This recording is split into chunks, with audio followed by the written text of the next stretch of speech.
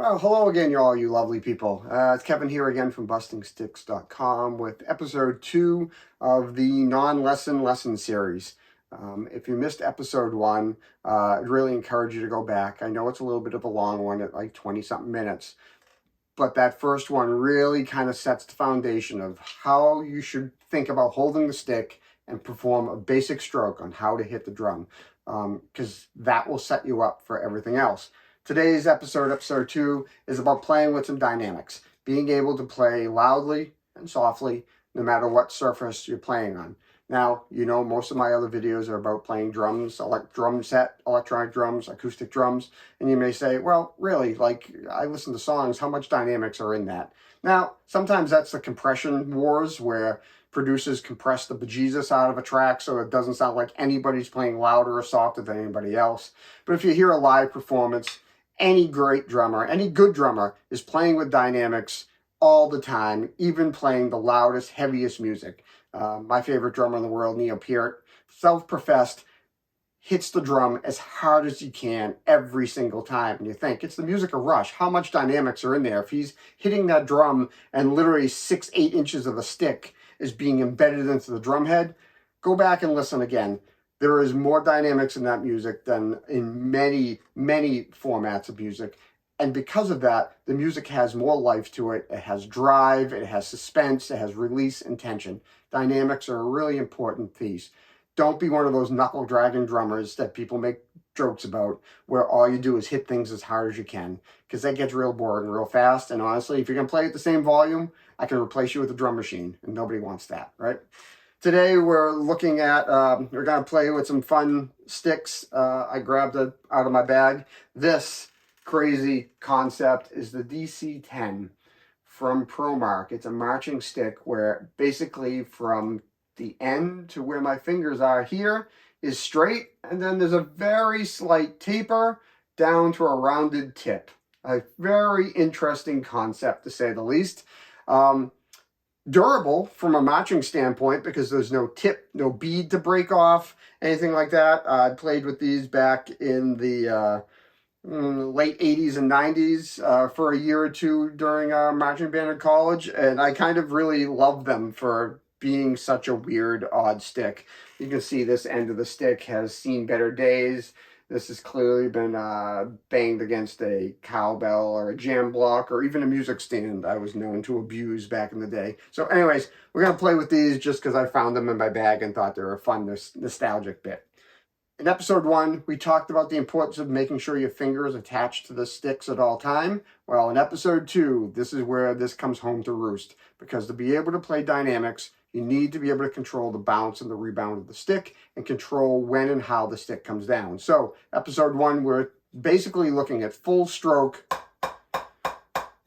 trying to get a nice, straight, even stroke back down to the drum, full rebound. Today, we're going to start using the back of the hand to bring that stroke to different levels. So, the first challenge I give you is to think like a carpenter. And when I say that, I mean is, we're playing like this. Think about the stick height. I'm going to say this is a 12-inch height. If we think about it in quarters, like quarter notes in music, if we think about it in quarters, now let's start thinking about a 12-inch, a 9-inch, a 6-inch, and a 3-inch height. How can we achieve those and how can we control that? How? It's, again, that control from the back of the hand. So, a 12-inch stroke, we're extending the hand, we're letting the stick basically bounce as far up as it can. Now we want to go to a 9-inch stroke. We need to control that bounce so it's maybe 75% of what it might be. And that's where the back of the fingers come in. Here's my 9-inch stroke. And now the back of my hand, I'm playing one-handed so that both cameras can see it easily. There's a little bit more contact and the fingers are involved. Let's go down to the 6-inch stroke.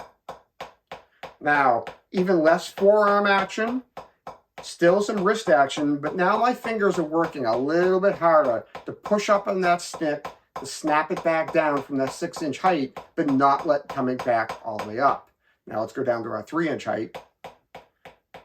Now there's a little wrist action, but a lot of finger action happening back here, making this happen. If you can do this in the air, I'm holding it up to this camera here, That is the trick, to be able to do something like this. My wrist is barely moving, and my fingers are doing most of the work around that fulcrum.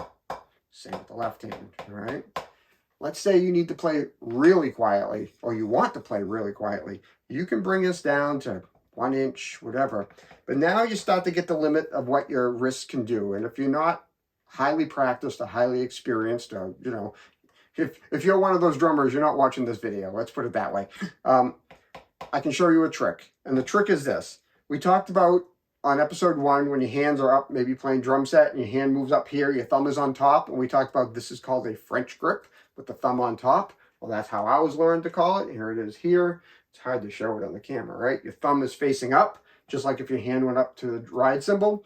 If you bring your hands over and you're playing this French grip, you're now, like playing timpani, if you ever get a chance to do that, you're doing all the motion basically with your fingers and your thumb fulcrum. Very fine motor control, so you can play very quietly.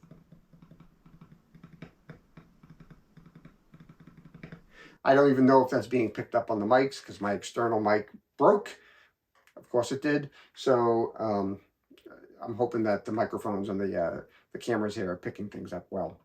So if you really need to play super quietly, that's my hint to you, is to roll over to the French grip and practice that. And you can play 8 in a hand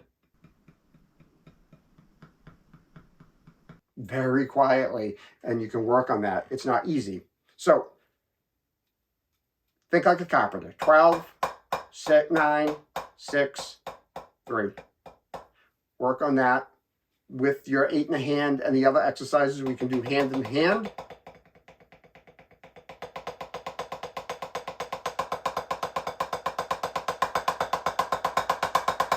All right, you can go down, you can go up. Work on that. Next bit to work on after you thought like a carpenter is now we're going to work on controlling the stick immediately by playing a loud note and a soft note. Now you can think of this as accented and unaccented, but that's not really what we're doing here. We're not playing an accent, which means hitting the drum harder on purpose along a usual continuum of sound. We are actually playing a loud note and a quiet note, a loud note and a quiet note. And this is where the back of the hand really comes into play, like this.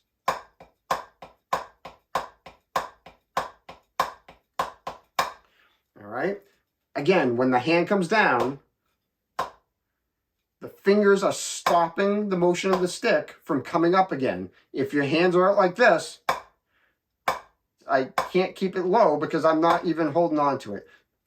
But this way, I can literally stop that stick an inch over the head every single time. So, down with the big stroke, close the hand on it. Now the small stroke. Back open, closed, open, closed, open, closed.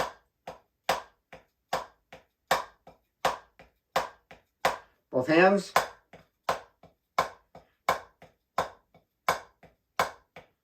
What you'll find with your weaker hand especially is that low stroke is the hardest to control because you have the least control over those fingers because you need to practice your weaker hand.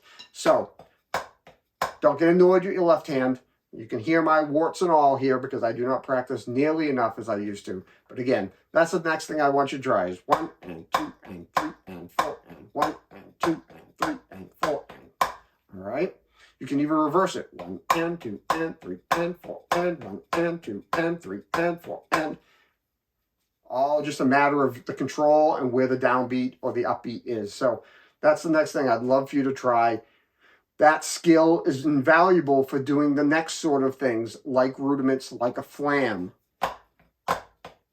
Because on a flam, you have a large stroke and a grace note that comes before it. And if you can't control the grace note to keep that note soft before the loud note, you'll never be able to play a flam effectively. And it is a very effective rudiment, whether it's on a regular drum or on a drum set. You hear it all the time. Makes a nice thick sound. We'll deal with flams and other rudiments later. But again, we're just working on. The next challenge is continuous change, going from loud to soft and soft to loud. It is difficult to maintain a steady tempo if you're out of practice. Like me. I have a metronome here. I'm going to use it to help me in a minute. So start The easier one, in my opinion, is to start quiet and get louder. 1, 2, 3, 4, 5, 6, 7, 8. 2, 3, 4, 5, 6, 7, 8. 1, 2, 3, 4, 5, 6, 7, 8. You get the idea? So now you're gradually adding more power and letting your finger bring the stick down. What's harder, at least for me and for most people, is to go the other way, starting loud and gradually going down. That's the struggle. Ooh. That's the struggle, to not shaft the stick when you play. I'm going to use the metronome here because I'm just going to embarrass myself, all right? Get yourself in sync.